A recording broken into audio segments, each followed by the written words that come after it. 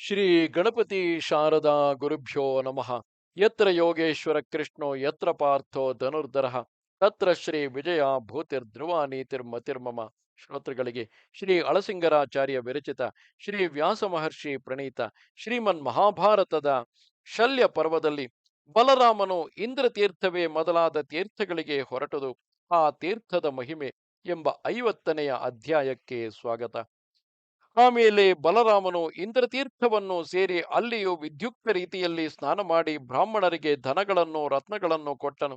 ರಾಜೇಂದ್ರ, ಆ ಸ್ಥಳದಲ್ಲಿಯೇ ಇಂದ್ರನು 100 ಯಾಗಗಳನ್ನು ಮಾಡಿದನು. ಆಗ ಬೃಹಸ್ಪತಿಗೆ ಅಪಾರ ಧನವನ್ನು ದಾನ ಮಾಡಿದನು.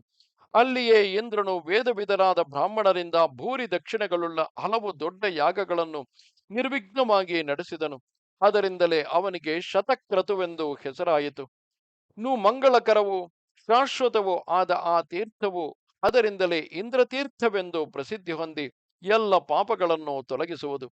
ಬಲರಾಮನು ಆ ತೀರ್ಥದಲ್ಲಿಯೂ ವಿದ್ಯುಕ್ತ ರೀತಿಯಲ್ಲಿ ಸ್ನಾನ ಮಾಡಿ ಅನ್ನ ಪಾನ ವಸ್ತ್ರಗಳಿಂದ ಬ್ರಾಹ್ಮಣರನ್ನು ಪೂಜಿಸುತ್ತಾ ಅಲ್ಲಿ ಮಂಗಳಕರವಾದ ರಾಮತೀರ್ಥವೆಂಬ ಉತ್ತಮ ತೀರ್ಥವನ್ನು ಸೇರಿದನು.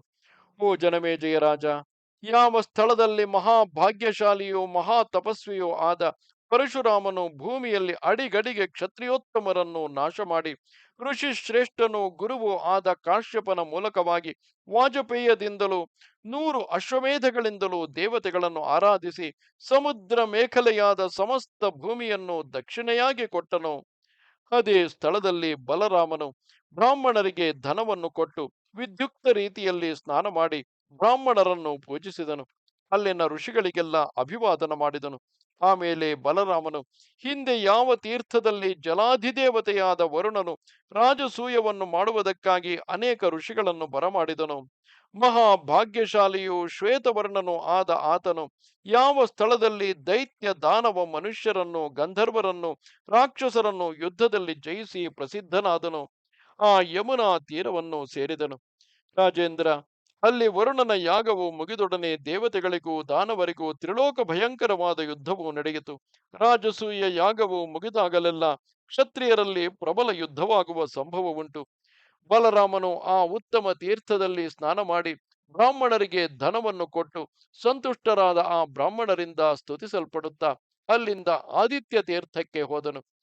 ರಾಜ, ಸೂರ್ಯನು ಅದೇ ಸ್ಥಳದಲ್ಲಿ ಯಾಗ ಮಾಡಿ ಜ್ಯೋತಿಯನ್ನು ಜ್ಯೋತಿರ್ಗಣಗಳಲ್ಲಿ ಪ್ರಮುಖನೆಂಬ ಪ್ರಸಿದ್ಧಿಯನ್ನು ಪಡೆದನು.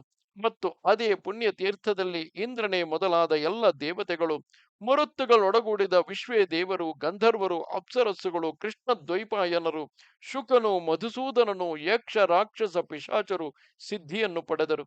ಹಿಂದೆ ವಿಷ್ಣುವು ಮಧುಕೈಟಭರೆಂಬಿಬ್ಬರು ರಾಕ್ಷಸರನ್ನು ಕೊಂದ ಮೇಲೆ ಆ ತೀರ್ಥದಲ್ಲಿ ಸ್ನಾನ ಮಾಡಿ ಯೋಗವನ್ನು ಸಿದ್ಧಿಯನ್ನು ಪಡೆದನು. ಧರ್ಮಾತ್ಮನಾದ ದ್ವೈಪಾಯನನು ಆ ತೀರ್ಥದಲ್ಲಿಯೇ ಸ್ನಾನ ಮಾಡಿ ಶ್ರೇಷ್ಠವಾದ ಯೋಗ ಸಿದ್ಧಿಯನ್ನು ಪಡೆದನು.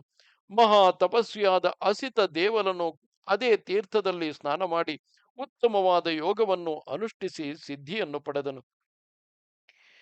ಇದು 50ನೆಯ ಅಧ್ಯಾಯವು. ನಮಸ್ತೆ ಶಾರದೆ ದೇವಿ, ಕಾಶ್ಮೀರ ಪುರವಾಸಿನಿ, ತ್ವಾಮಹಂ ಪ್ರಾರ್ಥೆಗೆ ನಿತ್ಯಂ, ವಿದ್ಯಾದಾನಂಚ ದೇಹಿಮೆ. ನಮಸ್ಕಾರ.